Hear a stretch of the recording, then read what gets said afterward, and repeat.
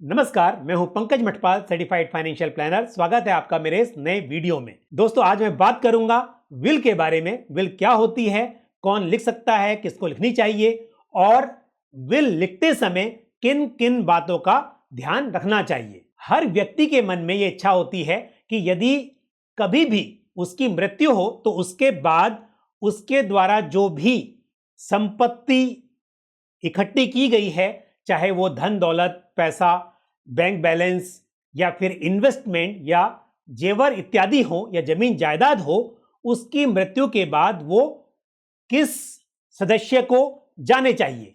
लेकिन जब तक ये बातें पेपर पर नहीं लिखी गई हैं, तब तक ये सिर्फ आपकी इच्छा है या आपकी विश है। यदि वसीयत या विल नहीं लिखी गई है तो उस केस में जो भी असेट्स हैं, जो भी जमीन जायदाद है, उसको दूसरे व्यक्ति को ट्रांसफर करने में दिक्कत आती है। यहां तक कि यदि आपने नॉमिनेशन किया हुआ है तब भी इतना आसान नहीं है, क्योंकि बहुत सी चीजों में नॉमिनी सिर्फ एक ट्रस्टी की तरह काम करता है। यानी कि यदि आपने किसी को नॉमिनी बनाया, लेकिन कानून के हिसाब से उस प्रॉपर्टी के ऊपर या उस इन्वेस्टमेंट पर किसी और सदस्य का भी हक बनता है, तो उस केस में वो पर्सन उस नॉमिनेशन को चैलेंज कर सकता है और फिर यहां पर दिक्कत शुरू हो जाती है। जब कोई व्यक्ति बिना विल लिखे हुए अपनी संपत्ति छोड़ जाता है तो उसे हम इंटरस्टेट सक्सेशन कहते हैं। यानी कि बिना विल के जो संपत्ति है वो फिर जो भी कानून है उसके मुताबिक वो बांटी जाएगी। और अगर मैं कानून की बात करूं तो इंडिया में बहुत सारे कानून चलते हैं, जैसे कि Indian succession act, Hindu succession act, Muslim personal law. इस तरह से धर्म के अनुसार भी कानून बदल जाता है। तो ऐसे में यदि वसीयत नहीं लिखी गई है तो उस केस में कानून के हिसाब से उस जमीन जायदाद या संपत्ति पर किसका अधिकार होगा, वो उस पर अपना अधिकार जमा सकता है, उस पर क्लेम कर सकता है। चाहे आप उस व्यक्ति को हकीकत में वो असेट्स या वो संपत्ति देना चाहते थे या नहीं देना चाहते थे, किंतु कानून के हिसाब से यदि उस व्यक्ति का हक उस पर बनता है तो वो क्लेम कर सकता है। अब क्योंकि ये जो वसीयत है ये मृत्यु के बाद ही प्रभाव में आती है, इफेक्टिव होती है, इसलिए जरूरी है कि वसीयत लिखते समय ये ध्यान रहे कि जो उसकी भाषा है वो बहुत सिंपल हो, उसमें कोई एम्बिग्युइटी ना हो। क्योंकि जीवित रहते हुए तो आप डिसाइड कर सकते हैं, लेकिन मृत्यु के बाद उस विल को इफेक्ट में लाना तभी आसान होगा जब उसमें किसी तरह का कोई संदेह ना हो, कोई एम्बिग्युइटी ना हो।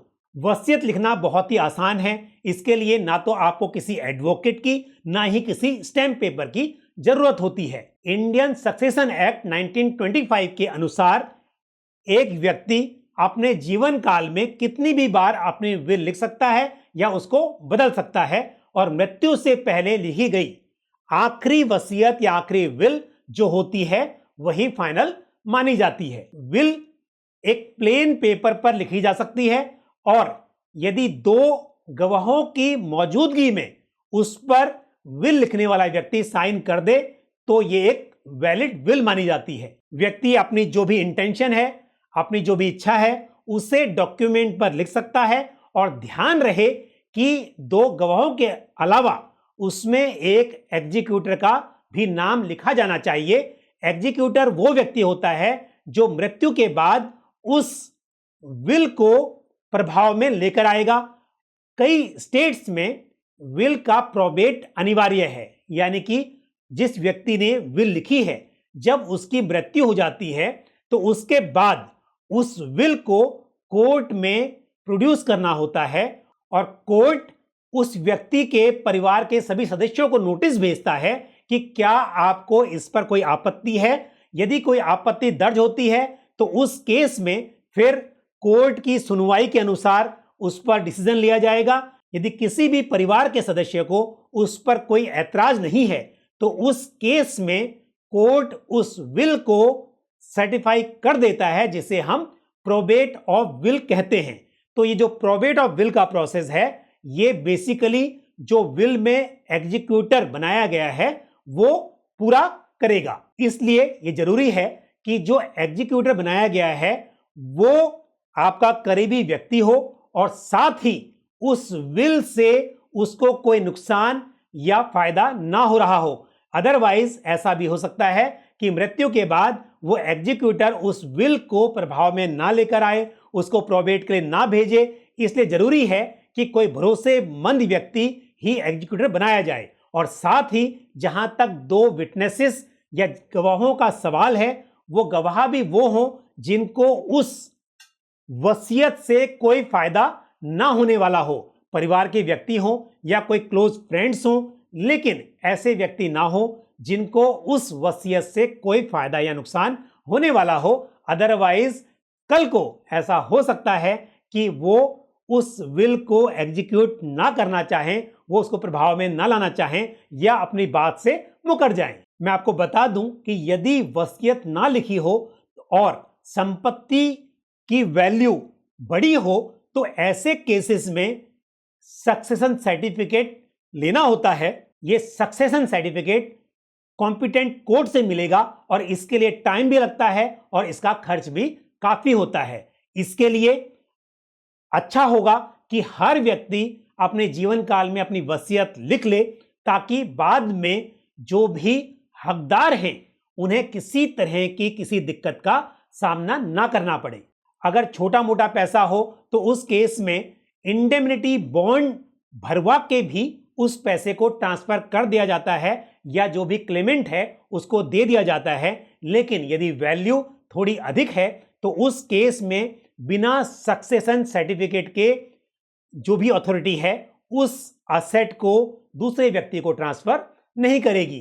तो इसके लिए यह बहुत ही जरूरी है कि हर व्यक्ति को अपनी विल लिखने के बारे में सोचना चाहिए। जैसा कि मैंने कहा कि विल का रजिस्ट्रेशन अनिवार्य नहीं है, लेकिन क्योंकि व्यक्ति की मृत्यु के बाद यदि उसके ऊपर कोई डिस्प्यूट होता है, कोई ये बोलता है कि ये विल जो है ये सच में उस व्यक्ति ने नहीं लिखी है, ये फैब्रिकेटेड है, तो ऐसे केस में यदि वो विल रजिस्टर्ड होगी तो शायद ये थोड़ा सा और फायदेमंद होगा।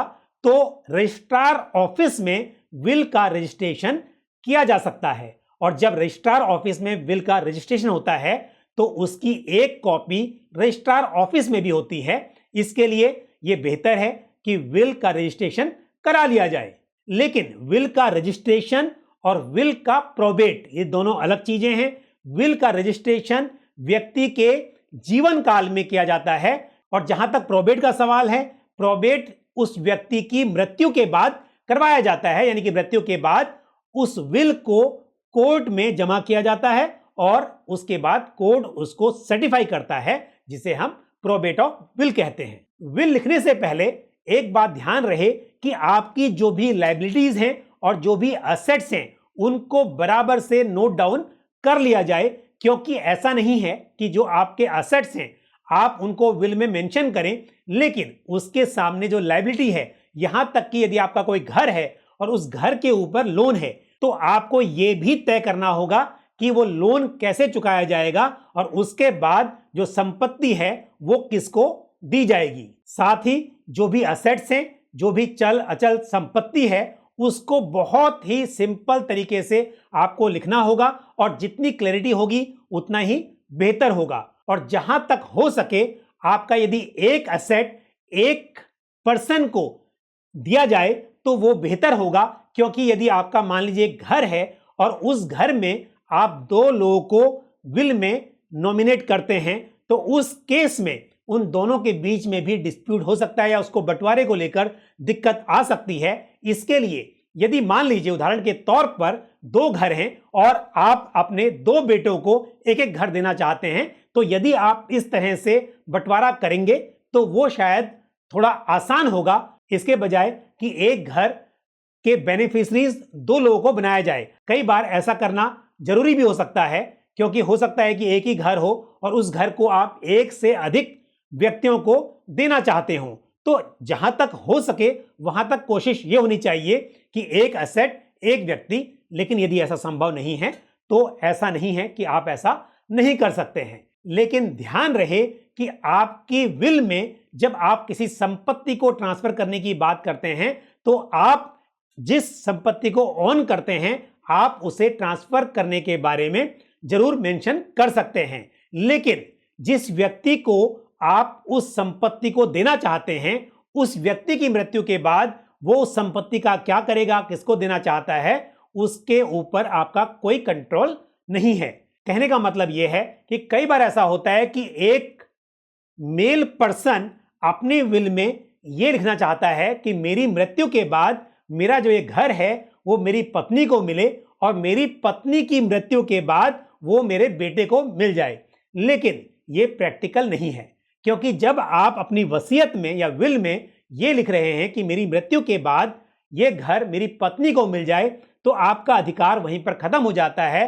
पत्नी को वो घर ट्रांसफर होने के बाद वो अपना घर किसको देना चाहती है वो उनका निजी अधिकार है। इसके लिए वो अपनी विल लिख सकती हैं, लेकिन आप ये तय नहीं कर सकते कि आपकी मृत्यु के बाद आपकी संपत्ति आपकी पत्नी को मिले और पत्नी की मृत्यु के बाद वो किसी दूसरे व्यक्ति को मिले। एक बात बहुत ही महत्वपूर्ण है कि जो विल होती है ये रिवोकेबल होती है, यानी कि व्यक्ति अपने जीवन काल में कभी भी अपनी लिखी हुई बातों को कैंसिल कर सकता है, वापस ले सकता है, विल को फाड़ सकता है। यानी कि जब आप किसी संपत्ति को ट्रांसफर कर देते हैं तो आपका अधिकार खत्म हो जाता है। कई बार ऐसा भी होता है कि व्यक्ति कहता है कि मैं विल क्यों लिखूं, इससे अच्छा है कि अपने जीवन काल में ही अपने घर या दूसरी संपत्ति को अपने बच्चों को या अपनी पत्नी को या भाई बहनों को पहले ही ट्रांसफर कर दूं।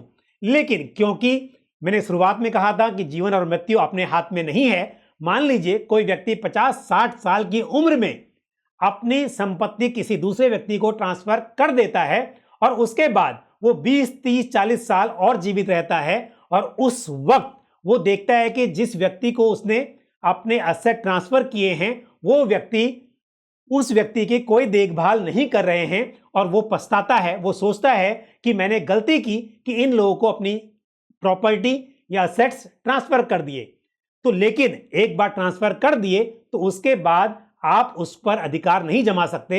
लेकिन यदि आपने विल में लिखा है कि आपकी मृत्यु के बाद ये एसेट्स किस व्यक्ति को जाएंगे और बाद में आप अपना मन बदलना चाहते हैं तो ऐसा करना संभव हो पाएगा। इसके लिए जहां तक हो सके व्यक्ति को अपने जीवन काल में अपनी विल लिखनी चाहिए, ना कि एसेट्स को ट्रांसफर करना चाहिए। हाँ, उतने एसेट्स जिसको आप समझते हैं कि एक गिफ्ट के रूप में किसी को आप देना चाहते हैं लेकिन आप उस व्यक्ति से कोई उम्मीद नहीं करते, वहां तक ठीक है। लेकिन यदि आप ये चाहते हैं कि अपने जीवन काल में आप अपनी संपत्ति का उपभोग कर सकें, आप उसका इस्तेमाल कर सकें, लेकिन मृत्यु के बाद यदि कुछ बच जाए तो उस केस में वो किस व्यक्ति को जाना चाहिए, तब वो विल लिखकर ये किया जा सकता है। विल टाइप करके भी लिखी जा सकती है, लेकिन यदि हैंड रिटन विल हो तो वो ये और भी बेहतर होता है, क्योंकि यदि विल पूरी टाइप की गई है और लास्ट में आपने साइन किया है, उसको बाद में कोई कोर्ट में कॉन्टेस्ट भी कर सकता है।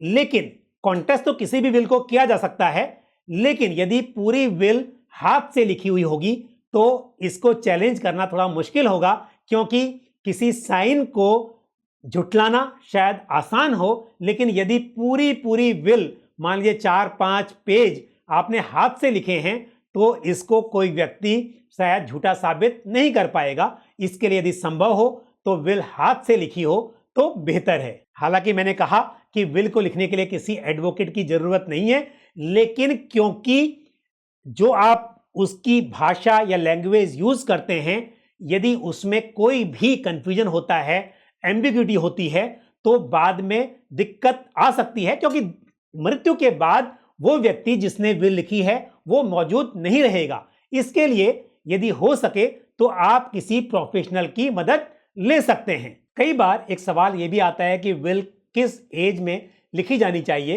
तो इसके लिए कोई निर्धारित एज नहीं है। जब भी मन में आए तब आप अपनी विल लिख सकते हैं। जितनी जल्दी लिखेंगे उतना ही अच्छा है, क्योंकि विल जीवन में कई बार लिखी जा सकती है। इसलिए इस बात का इंतजार ना करें कि एक वक्त आएगा जब विल लिखी जाएगी। आप जितनी जल्दी हो सके इस बारे में सोचें, और यदि उसको चेंज करने की जरूरत पड़े तो आप उसे चेंज कर सकते हैं।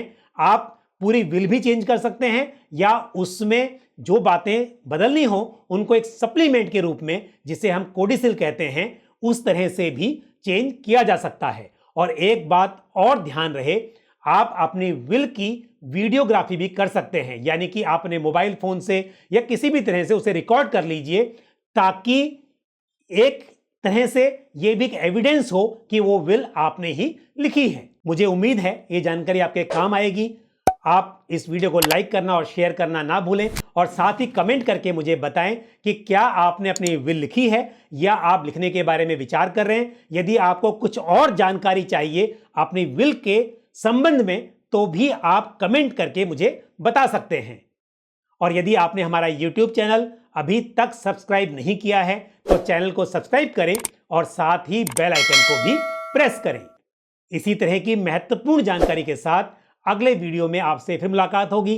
अपना ख्याल रखिए। Thank you. जय हिंद।